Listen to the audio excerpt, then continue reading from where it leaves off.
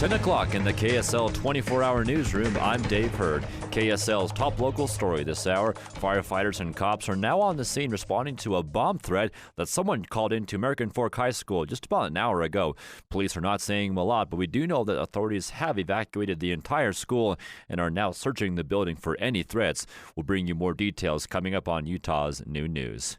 Lawmakers are considering a bill that cracks down on school districts receiving money from others in Utah. It also leaves the door open for an end to the controversial program.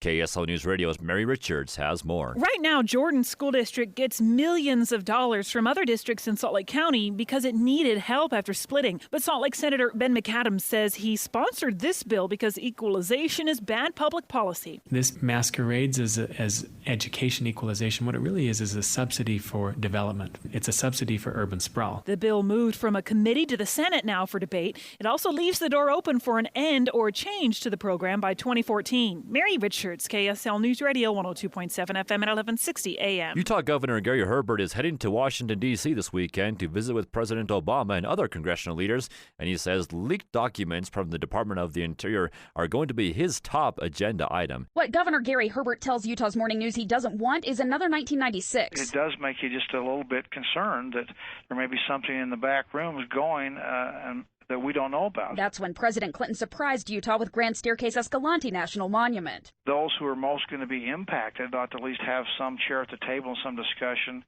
It ought not to be some kind of a midnight surprise. The leaked documents name 2 Utah locations as possible future national monuments. Governor Herbert sits down with the Interior Secretary next week. Becky Bruce, KSL News Radio 102.7 FM at 1160 AM. A new report out shows agriculture and farming-related industries are responsible for 15% of Utah's economy and provide jobs for more than 66,000 people.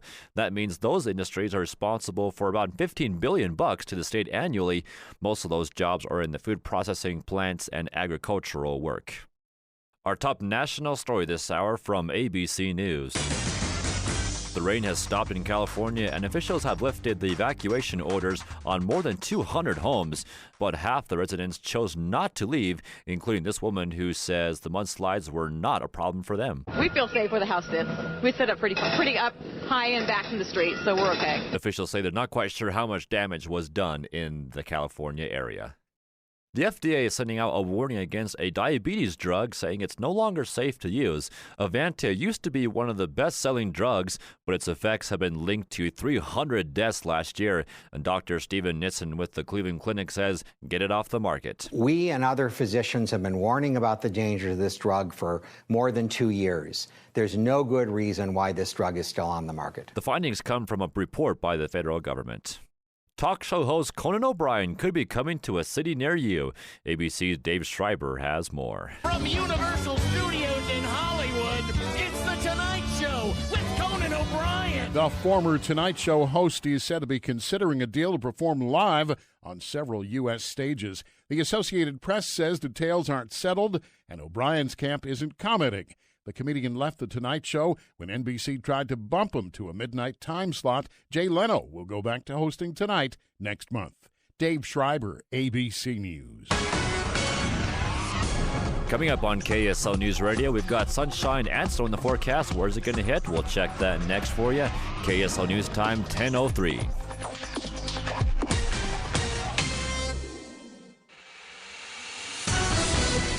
We've got sunshine and clouds in the forecast for the next couple of days, but on Friday we'll see some snow, and that could leave about 3 to 4 inches of snow.